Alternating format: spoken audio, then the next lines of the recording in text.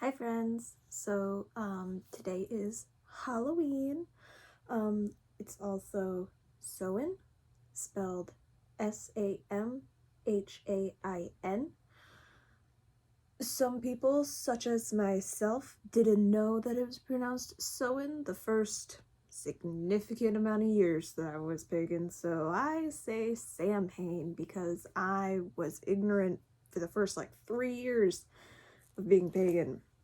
Didn't think to look up how to pronounce the thing. And then people were like, it's Samhain. And I was like, there's no W. And I was an English major, so I don't know how. My brain was not. I don't know. So it's pronounced Samhain. But if I say Samhain, that's why. Because I'm still trying to correct myself 9 years later. I wanted to do a quick history/story time, and then for the people who can't really do rituals at home, I wanted to do something so that you guys can be part of it. My cat is joining us, so there's that. At least she's sitting in her box instead of trying to eat the candles. She likes to try and eat the flames sometimes. Oh gosh, I think she took it as a challenge. She's coming over here. But anyway, so you all know my cat Cooper. But anyway, so first I want to talk about Samhain as a holiday. A lot of people have questions. Okay. If you've ever taken a Spanish class in school, you know about Dia de los Muertos, the Day of the Dead. And it's the Mexican Halloween, and it's where they honor their ancestors and where they visit the graveyards and they, give offerings of the dearly departed's favorite foods, and they try to, communicate with the other side and everything. And then there are people who say, oh, the veil is thinnest, and they use it as a ghost story. Then there's stuff like Halloween Town, okay? And then there's stuff like Hocus Pocus and Charmed. And then there's, oh, well, Hecate is, Hecate and the Morgan are spooky, so it must be their thing. And then people are like, but it's the new year. And it's like, but the calendar doesn't start over. And then it's like, what about pumpkins and carving faces into them? Is that a thing? And then it's like, it's the Great Pumpkin, Charlie Brown. There's so much going on. So, Samhain originally took place in Ireland and Celtic countries, and it was originally a Celtic ideal that the veil is thinnest. Because of that, spirits that have not moved on are able to kind of get through a little bit and try and correct whatever is making it so that they can't move on. They try to resolve unfinished business. That then progressed into the, ooh, spooky things are happening, it's because it's Halloween. And then it progressed into the veil is thinnest, so any spirits can come over and try to communicate and stuff. And that led into mediums trying to communicate to the other side on Halloween and having more intense experiences. And then there was and then it came over to America kind of bastardized the whole thing and was like, we're gonna put masks on and hand out candy.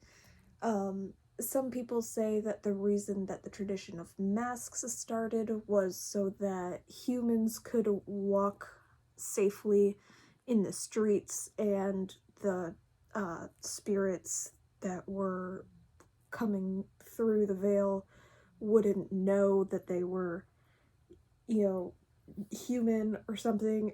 I never really understood that one. I feel like it's more of a justification for bastardizing Halloween rather than what actually occurred. But I don't know, so if there are any people who have studied this scholarly and you know that, like, yes, that is a thing, feel free to leave me a comment, because I have no idea. But now here we are. Modern pagans generally use Halloween as a day to honor the dearly departed. I have a lot of people in my family who have died.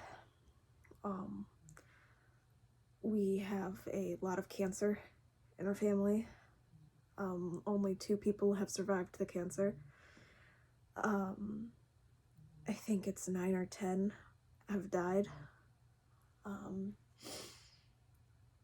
We have a lot of health issues. It's a lot of death, and I don't, just as a person, not even on a pagan level, just on a person level, I don't deal with death. And it's not even like I don't deal with it well. It's like I don't deal with it. Like, my brain is just like, oh, we've exiled them from the family, so we can't talk to them anymore. But it's fine. And I just go on with my life. I don't deal with it. Halloween and Samhain are my days to deal with it. That's my day to think about my aunts and uncles and great uncles and my nana and my papa, who I didn't really know, and my aunt who we had to take off life support. And it's kind of my day to just be sad, feel that sadness, remember my family, remember all the good times I had with them, and for my papa, who I didn't really know, remember the stories that I'm told, and be like, I pray for them. I say, like, I don't try to impress my belief system on their souls. I just say, like, I hope that they're in the afterlife that they want. And that if they're not, that I can hopefully use my sway with the other side to try and direct them towards a happier one. Sorry, I'm getting like kind of choked up. But anyway, so I have some candles here that we're gonna use in our thing. I also have a stone, and I have some oracle cards. So the first 3 candles I'm going to show you are from Anita Apothecary on Etsy.com. They're not sponsoring me or anything. I like them and I buy their stuff. This is the Elemental Magic candle, and it's all nice and pretty. This is the Goddess candle, the Dark Goddess candle, and that's all nice and pretty.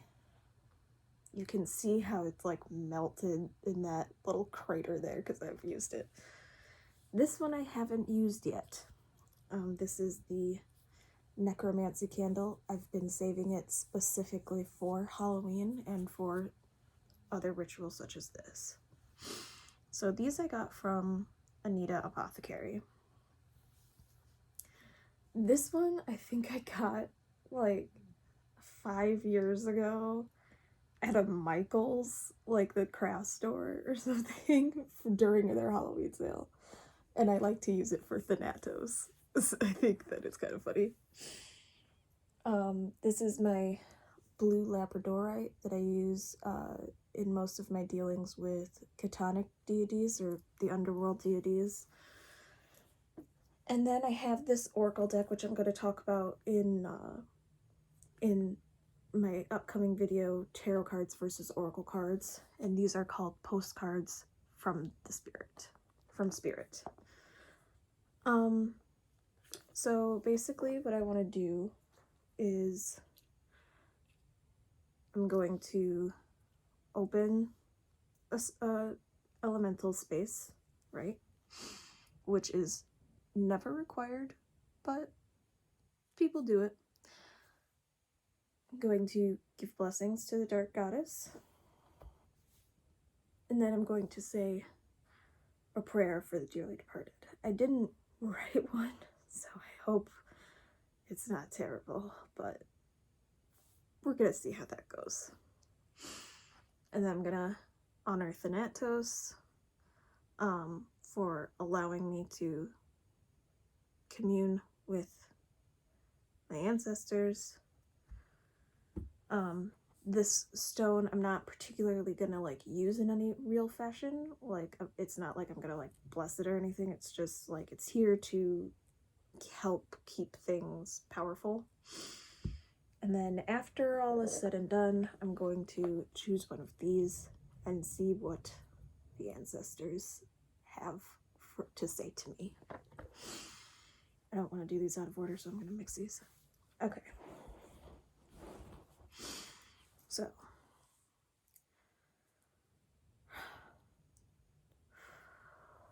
Oh God, this is such a emotional holiday. Okay. Earth, air, fire, water, and spirit.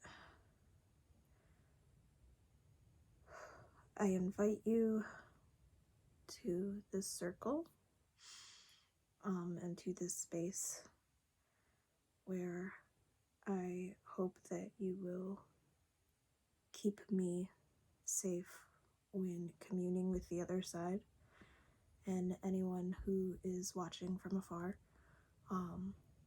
that you keep them safe as well.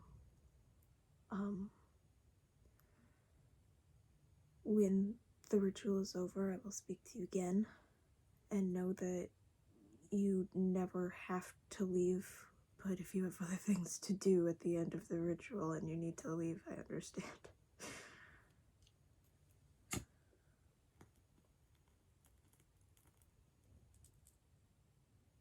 Oops.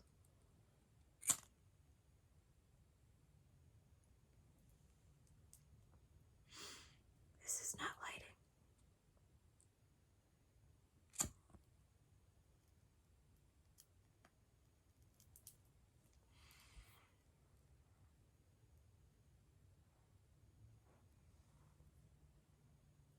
Okay. Dark Goddess, you're known by a lot. I usually like to read the charge of the Dark Goddess, but it's pretty long.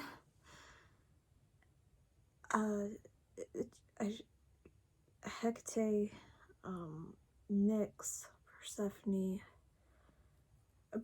Bridget you're so important to me, so I'll include you, even though you're not necessarily a dark goddess. Artemis, Selene, Nemesis, you guys all are, the Morgan, you guys all are so good to me. I appreciate all the help that you've given me over the years. You guys are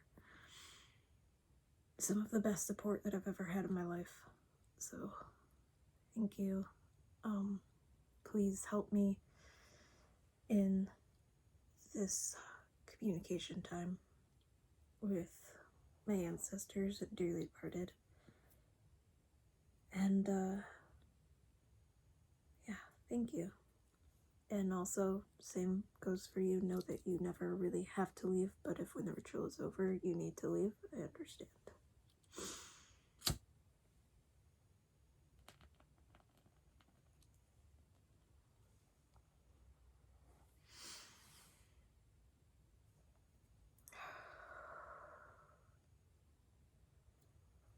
I feel like I need to do Thanatos first. Okay, Thanatos.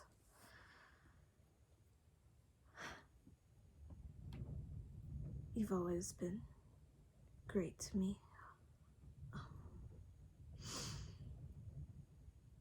Allow me this time, please.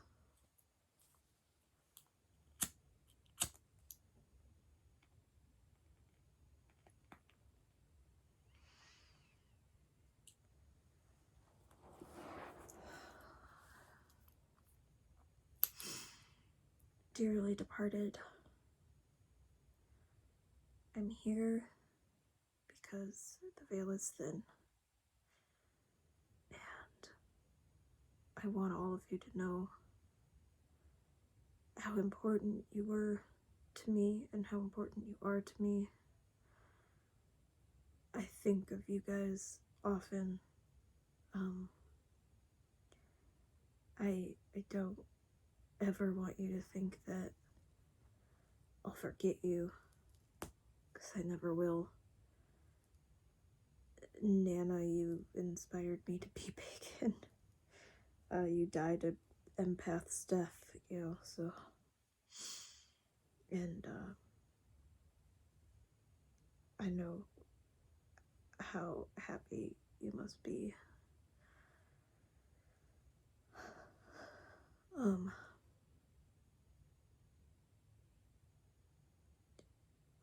Papa, I wish I could say that people tell me I'm like you so that I have some type of connection, but I don't. I have pictures, and that's it. But I know that you loved me, and I love you too. Uncle Don, your presence is very strong right now. So hey,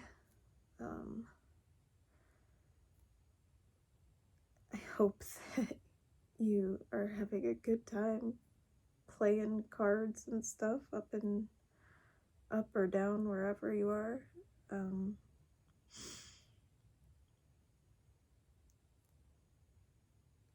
I feel like I can hear you laugh right now.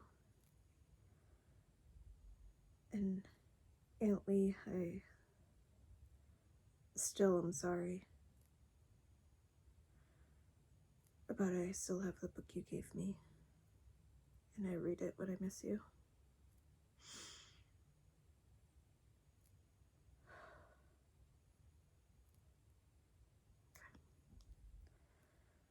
Please continue to stay with me. And I'll continue to stay with you.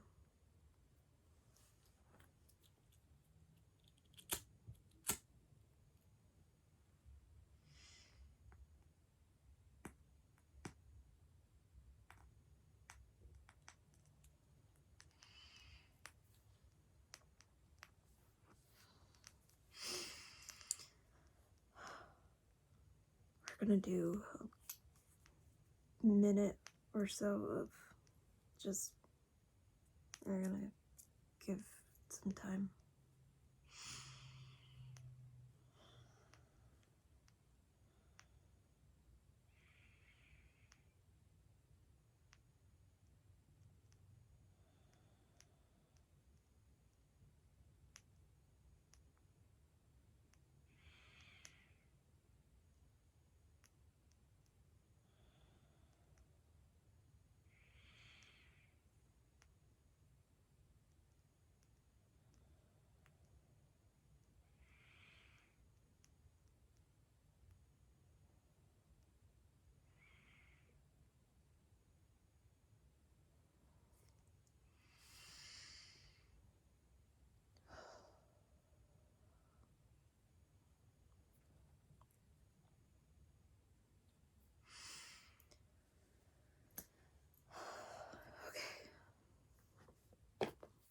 Cards from Spirit.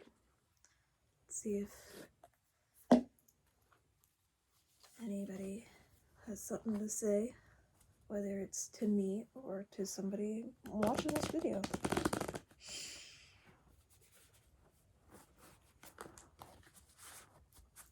Uncle Don's so present right now. I wonder if he's like gonna try and talk to me. Oof. I don't know if I'm ready for that.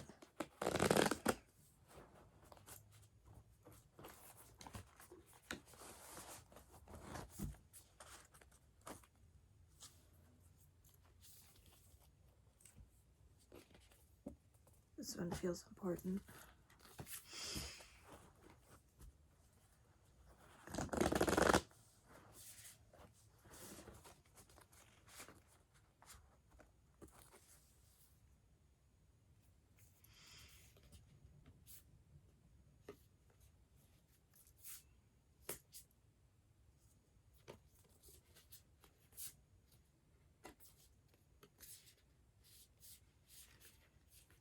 I feel like it's this one. But I'm also feeling this one. I think I'm feeling things for other people. But I did say 4 names in particular of people who have died, so maybe it's everybody's trying to give me something.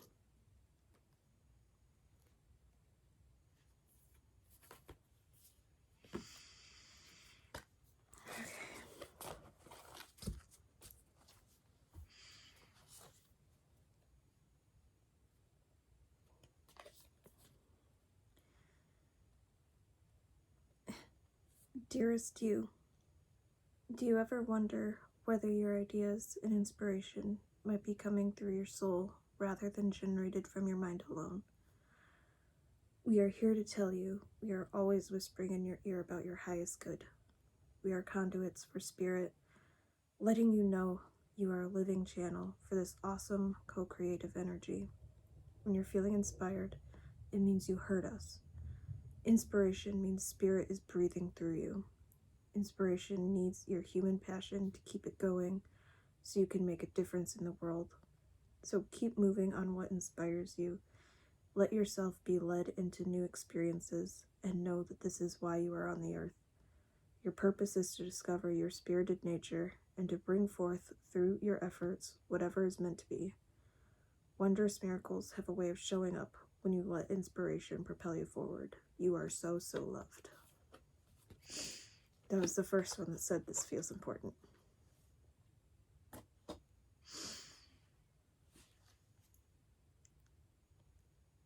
This feels like it's from my Aunt Lee or my Nana. Dearest you, as you think, so will you experience life. Thoughts are that powerful and they need minding. Let the unruly, chaotic ones settle down so they serve you or get released instead of wreaking havoc. These thoughts arise when connected to the energy of fear and often masquerade as truth. Yet the real truth is that essentially all is well. Of course, you have thoughts that are positive, strong, organized, accepting, creative, open, and so on. Those are the ones we want you to keep thinking, and they have a less frantic quality. They're stimulating in a good way and don't get away from you. How do you keep an inner eye on your thoughts? Meditate and leave judgment out of the mix. Everyone has those fearful thoughts. Love them, love yourself, and then choose the thoughts you want the world to reflect back. Life is not as hard as you think. Loving you so much.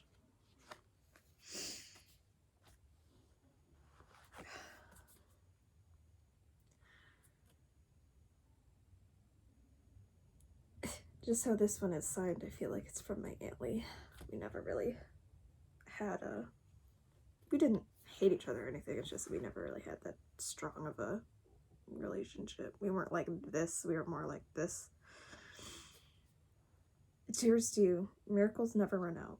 Look back over your life and you will see so many moments of synchronicity when all the right people, the right place, the right opportunities, and the right time just showed up without any of your help.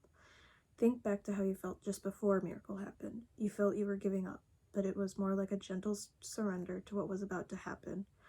We want you to know that miracles are being concocted for you and you will never ever run out of them. You just don't get to choose how they come, who will deliver them, when they will show up, and what they will do for you. All of that is our department. Spirit knows what is best for you and what wants to be expressed through you. You are incredible and amazing and a magnet for miracles. That would be a good mantra for you today. We're on it. Relax. If you only knew how much you were loved. Sigh. And the last one. Dear you, what is true for you? Can you be impeccable with your word? Sure you can. As long as it's not used to manipulate others. The truth can set everyone free. Let go of the results, let go of your fears, and allow the truth to empower you and others. This will set into motion a kind of change that will be supportive of you and loving and all kinds of prosperous. This is not a time to compromise and hide your truth from others. Whatever it is you want, go for it and be clear in your motives, especially with yourself. You will be so happy you did. This is a time where you will tap into the power to co-create and manifest your best life. Doesn't that feel amazing? And the results, miraculous. When you tell the truth and ask the same of others, you can learn a lot from life's bountiful lessons and achieve your dreams. Love you always.